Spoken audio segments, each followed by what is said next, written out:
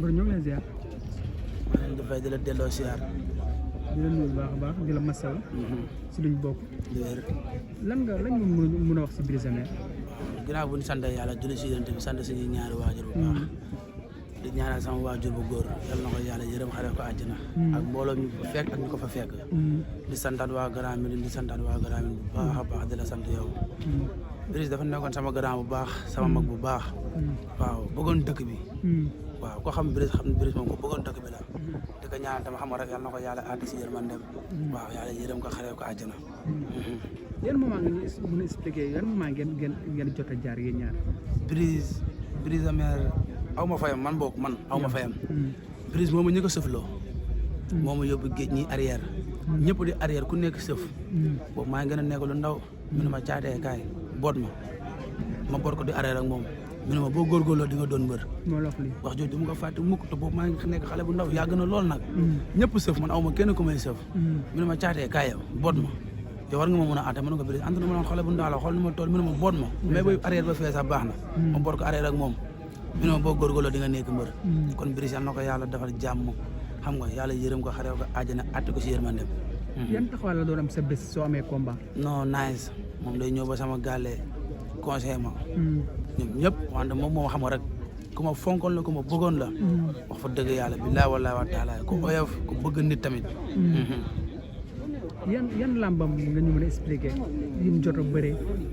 yi mu jot a am lan nga doon gis yan jàngat. mën naa ne sax yu bëri sax wax na ba combat bi ñëpp ñi muy mujjee bëri ak zoo technique rek man maa ko yóbbu. yaa ko yóbbu waaw maa ko yóbbu. wax fa dëgg yàlla parce que sëñ Tuba affaire bi méttuñu naag. wax ne ko xam Brise dëgg. Brise bi nekkoon dëgg. parce que maam Serap du moroom sax zoo technique. billaay wallaay wa taala. ban information bu mujjee am. ba nga déggee soog bi nan nga ko yëgee information non dama découragé dama xiifoon lool ndax boobu maa ngi woon Touba. Touba la la fekk waaw dama xiifoon lool di xaar ndékki yi. parce que maam Serap Fall ma jékki-jékki rek ñu envoyé ma ñu ne ma kat ndaama sa waaji gaañoo may leen kan ñu ne ma Brise ma ne sant yàlla sax xëy na feebar bi la. waaw ma toogaat lu bëri feebar bi lañ ko yaakaar ma jékki-jékki dégg naa dafa def soog. affaire bi toujours ma métti ma lool ma ne Brise wala woon yëg si machine. Brise dafa feebar mënul taxaw bu baax. di yëg si machine di dem Touba parce que maam Serap du dem parce que non lu wér mais bu amoon sax ko koy dawalal sax mu tane. parce que maam Serap Fall Brise du woon yoon sax mi yëg est-ce que xëy na tamit dañuy nangu dogal gi de. waan foofu nekkul woon yoon mi yëg est-ce que tey di dem Touba. parce que tey bi yàgg na si moom. yàgg na si la bëree parce que maam Serap Fall si la bëree ñu ne ko carrément la ngay bëree ndax da ngaa léegi avance wax ne Brise ku ko xamoon jëlee woon décision woon pour bëree. wax ne Brise bu tane woon tuuti rek moo mën zoo technique. dëgg la yàlla xam na ko. kan ngeen mujjee jokkoo ay kàddu. man ak moom mooy dëju booy bu nekkoon fii Seydou. Kër Massar. fa lañ mujjee gisante ma ak Brise. waaw fa lañ mujjee gisante ma ak moom wax fa dëgg yàlla.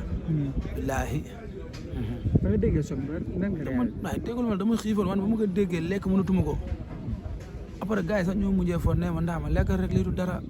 may na noonu affaire bi métti ma wax ne Brise moo woon yëg est-ce que teel di dem Touba man looloo ma métti. dafa feebaroon du yoon. nan nga koy ban message ngay lancé si ñi dem Touba di yóbbu ay moto yooyu noonu. non maa ngi siy lancé message ñu si demoon ñëpp yóbbu moto yëpp ñu si am blessé ak ñu si gaañu yëpp ak ñu si seen bakkan faatu yëpp. maa ngi leen di ñaanal yàlla suñu borom bi yëral leen. àtte leen si yërmandeem. man loolu rek laay ñaan ak ñu si blessé ñëpp ñoo xamante ne ñoo ngi hôpital te génnaguñu. yàlla na yàlla wéral seen i cër guddal seen i fan. ñu delluwaat seen i yow awjur ak seen i njaboot tamit incha allah rabbi. actualité nga gis fan yi dëkk bi ni mu lëjee rey. waaw surtout loolu. métti na loolu nag. billaay wallaay wa taala rey yi bëri na kenn xamatul lu mu man su ma sañoon korog dañ koy dindi fii.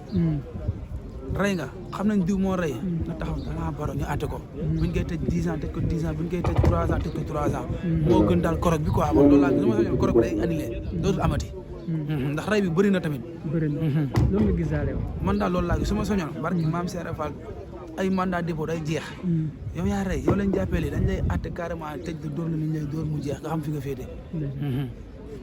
kàddu gu mujj lan la. waaw di santaan ñëpp. di la ñaanal yow jàmm ak gudd fan ak wér ba ngeen fekkee lépp ñun amuñu seen fay yàlla mu am seen fay yàlla leen yàlla fay di santaat waa Grand Médine bu baax a baax di santaat waa Grand Médine bu baax di ñaanal Brise de Mer yal na ko yàlla yërëm xaree ko àjjana. waaw.